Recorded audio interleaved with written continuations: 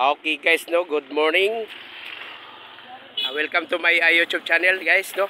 Dito ngayon ang emergency ng accredited sa DLPC contractor guys.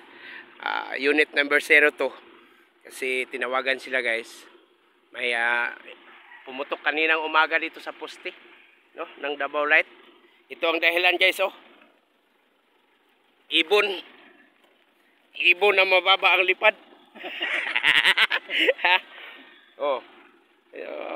Kayang paputukin ang lahat ng kuryente, guys, pwede mawala dahilan lang sa ibon, no. Hindi lang pala basta-bastang ibon ito. Lahat wala ng kuryente kami dito, guys. Buti na lang nandito sila, pare. Oh. Oh, shout out sa mga kauban mo, pare, kayo abot ng YouTube, pare. Kauban, oh. Okay, ito guys. Pumutok nang dahil sa ibon. Galansyang, no? Tawag nga galansyang. Putok talaga. Sige. Salamat Okay. Shout out sa atong mabtikon kayong mga kontraktor sa Davao Light, no?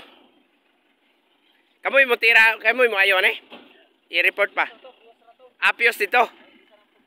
Dito. Sige. Salamat, boss. Okay, guys, no. Palitan pala ng fuse doon sa kasi dito. Ito na ang tingnan niyo. Waswas talaga yung ibon kasi diyan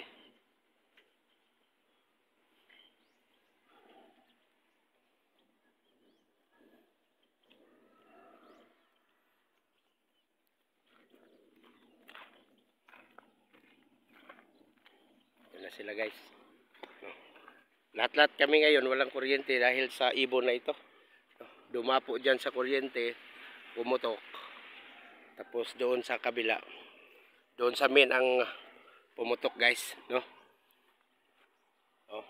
Ibon. Okay guys, thank you very much, no? Dito tayo sa Puruksay, Southern Davao, sa Losada Residence at sa Kania Office, no? Okay. Thank you very much and more power sa inyong lahat, no, guys.